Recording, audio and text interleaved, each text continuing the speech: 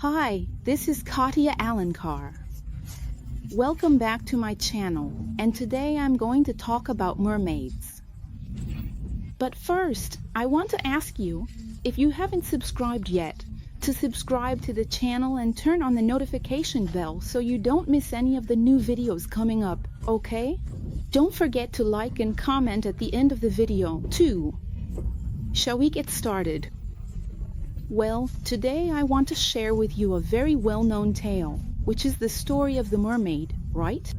And I want you, by the end of this video, to understand just how dangerous it is to fall for the mermaid's song. I brought a book here for you all. You can see it on your screen, about fairy tales. These are retellings by Mary Hoffman, illustrated by Jewel Dahuan, and I want to read a passage from the story of the Little Mermaid for you. Shall we? It goes like this. Check it out, The Little Mermaid.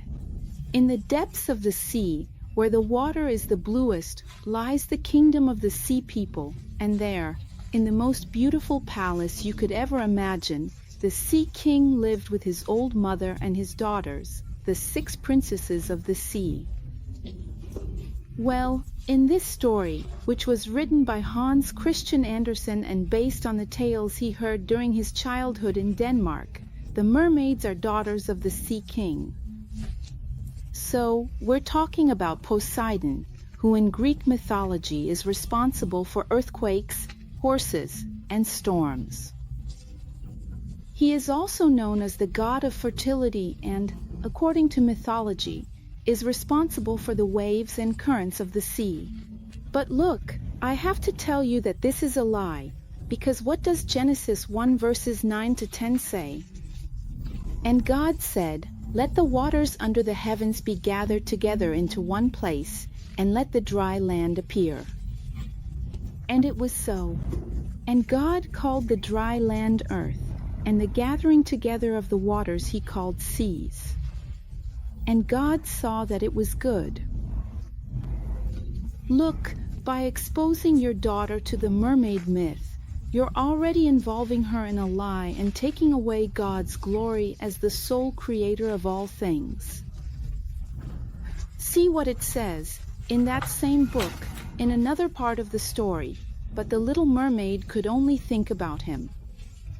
She had fallen madly in love with the prince and really wanted to marry him. But he will never marry a princess with a tail, she sighed. And how am I going to get a pair of legs? The little mermaid went to consult a witch who lived at the bottom of the sea. The little mermaid consults a witch. The Bible refers to witchcraft as sorcery and says, "Do not turn to them."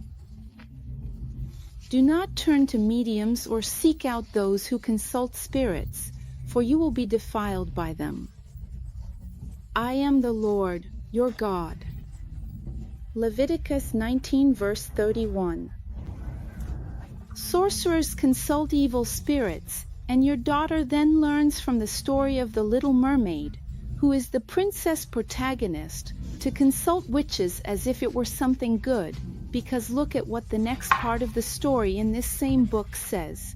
The witch gave her a magic potion, but charged a terrible price.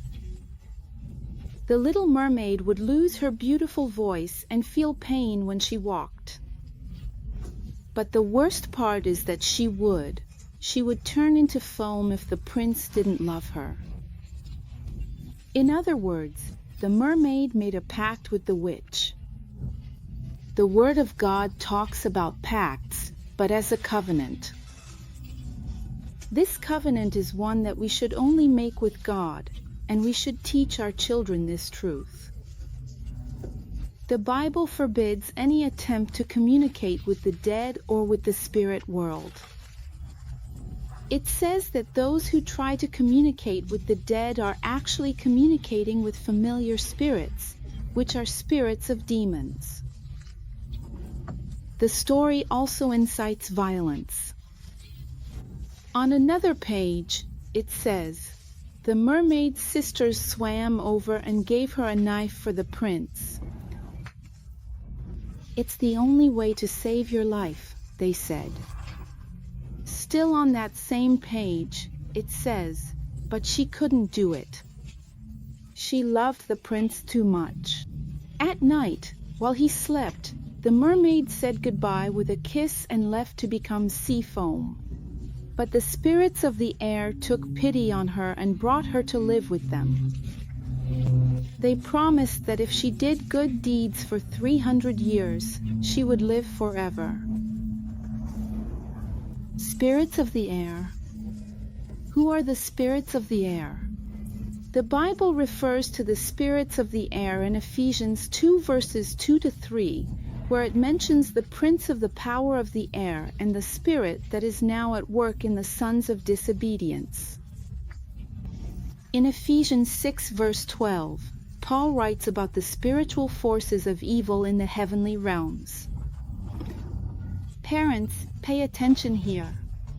Mermaids do not exist. They are mythological beings, featured in various legends, and we should not teach or encourage our children to believe in them, but rather only in the truth of the Holy Bible. In the stories, mermaids enchant men through their singing, their beauty, and false promises of love and wealth. The mermaid that is part of Brazilian folklore is called Aira. Sea mermaid is a designation for a mania that has adapted to both European mermaid cultures and Amerindian Airas.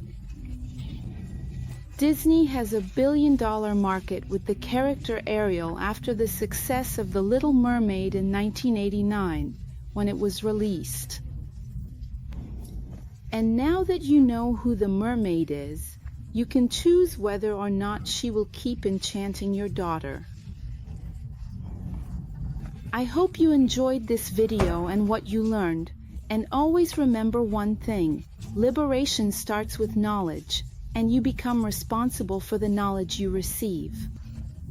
But reject profane and silly fables, and train yourself in godliness. 1 Timothy chapter 4, verse 7. Now leave your comment about what you learned in this video and your opinion about it. Do you have a mermaid in your house or not? And what do you plan to do with it from now on? Also, send this video to a mother who has daughters that love mermaids. You can be an instrument of transformation in that family's life. Don't forget to subscribe to the channel and turn on the notification bell so we can meet again. See you in the next video.